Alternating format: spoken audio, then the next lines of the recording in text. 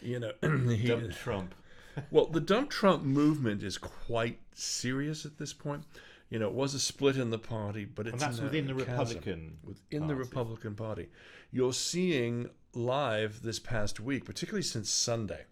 On Sunday, Donald Trump went on a program called Meet the Press, which is pretty much like our politics show. It's a very big show. About 1 million people watch it across the United States, but it then gets played out over YouTube and everything else. I'm sorry, it wasn't Meet the Press. It was another program. I think it was ABC he was on, or CBS, one of the two. And he was asked by the reporter to denounce David Duke and the Ku Klux Klan.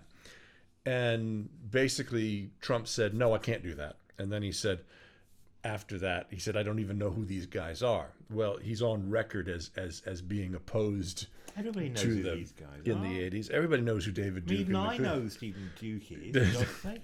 I mean, and he's notorious. I mean, we've got a photo of him up over our shoulder right now where he talks about, he was the former Grand Wizard of the Ku Klux Klan who then tried to run for governor of Louisiana. So, and back when he tried to run, I think it was 1988 or 89, Trump came out and said, this guy's a nutter. So he knows exactly who it is. So Trump then lied on Monday, what a surprise, and said, he had a really bad earpiece there in Florida, and so he couldn't hear my ass. and he was skewered brilliantly by, I think it was Stephen Colbert, who said, well, your earpiece may have been bad, but what about your mouthpiece? So, but the party is dead set against him as their standard bearer. Well, yeah, because, you can understand why. Because the Republican Party was the party of business. And the party of Lincoln. And the party of Lincoln, so the establishment, presumably, are coming together to dump Trump and stop him. Because, he's going to be getting a nomination. Because he's going to be a huge embarrassment, isn't he? For the Republican Party. And in the southern states, his shtick plays really, really well. Because, he's able to, he actually said, it was last week or the week before, that he was against the idea of the Emancipation Proclamation, which was Lincoln's signature, writing on the freeing of the slaves.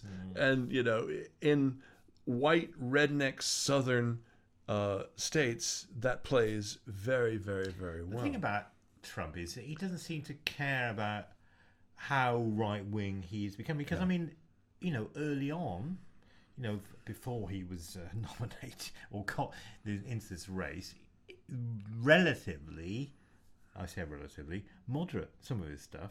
Well, not moderate, but he's kind of pro-gay and all the rest of it. Well, he was a Democrat before. Yeah. And most of the Republicans. And yet he seems to have veered more and more and more to the right. He'll tell you exactly what you want to hear.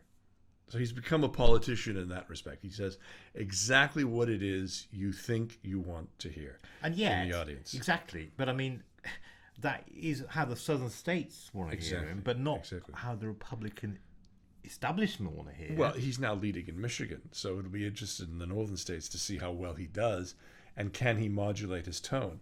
But what you're seeing is that, right now, he is so ridiculous. If a black protester shows up, they get beaten up. They've been beating up journalists. He yells at people from the podium, shut up, sit down, get them out of here. Yeah, there's one of those on YouTube, isn't there, of them having a go everywhere. At photographers.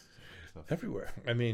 He puts the media in a pen, doesn't let them ever leave that pen. The guy tried to leave and take a photo of a protester, and Secret Service tackled him and started to kick him and beat him. And it's like, wait a minute, that's not what the Secret Service is there to do. The guy's been traveling with the campaign since the very beginning.